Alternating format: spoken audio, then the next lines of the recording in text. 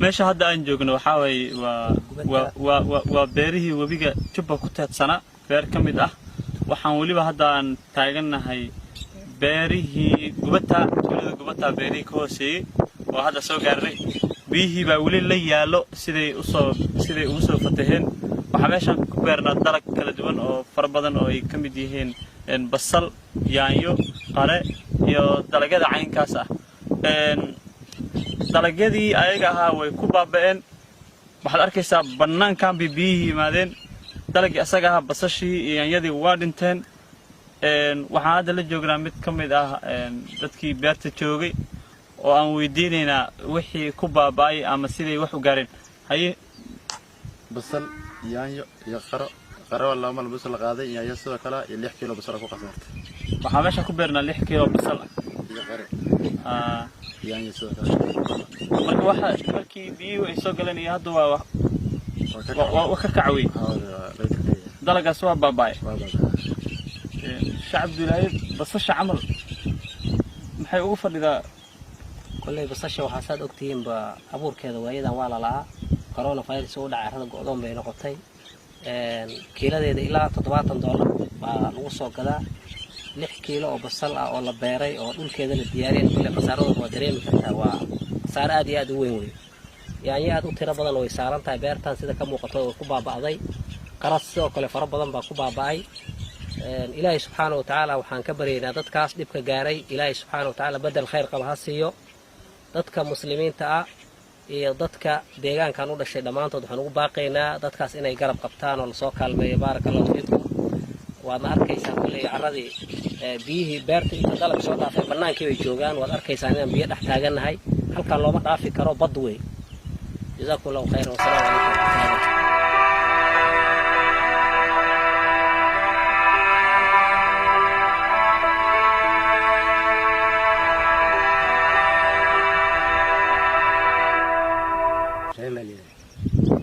كان وحاول وصل ويبقى أنا بقول كده يعني لا قالوا هيك بس لا ونسى كبر الصلاة تاسع أصلا وصل beeraha horta sidii ninkan u sheegay biibahadan waxay ka soo bilaawatay beer la yiraahdo Sheekh Nuur Buul Usmaan doonta geeskaas ee ka soo bilaawatay yaanyadii ugu horeysay ayadoo ama 2 aag ama 3 aag lagu bilaabay ya biibahadan imaaday intaan beertan seero ku jirto shiirar nin leeyahay ku jiraan sanbuur ku jiraan maalaami ayadoo beer hebel ilaa bishaar ilaa beeraha geeskaas dhahdan ninba sidii tabciisay ninkii 20 kiilo basal ugu tabanaayday ninkii 15 ugu tabanaayday ninkii 5 kiilo ugu tabanaayday laakiin hoog dadka basasha waxa aad u hoog badnay yaanyada oo hadda bilaawatay intaas qofkii ugu horeeyba ama hal mar ama 2 marba waxa ka guri wixii kale biiba ku dhax jiraan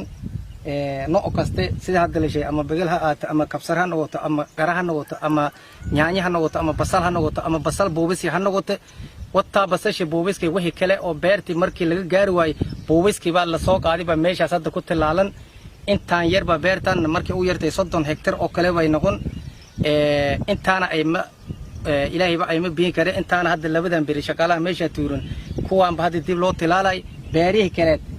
meel binaawba male waa la iskaga dhaxbahay adiga ninkii ugu dadaalay motorkuba meel burjud saartay wixii qalab ayaanay ba lagala soo baxay Abdulsalaan la yiraahdo halkaas beertiis ku yaala ilaa 20 kiilo oo basal ay markaas la tilaalay dhulkeen waa la tilaalay basasha kaleena waxba laga ma gaarin horta dhibaatada waa sidaas beeralaydu way u badan tahay qof ilaa 50 beerood iyo hayayba hadda barabaray la yiraahdo hadii oo been aan iska ilaalina beer yar oo ama 5 beerood ama 6 beerood ee meel giraangir la yiraahdo oo dadka deegaanka doolowna yaqaan ay ku taalo waxan ka ahayn si loo kala badan yahay beer horta dhibaato aan gaarin malaha dadkii ayaga haayeen ilaahay ka sokow beerahan biyahan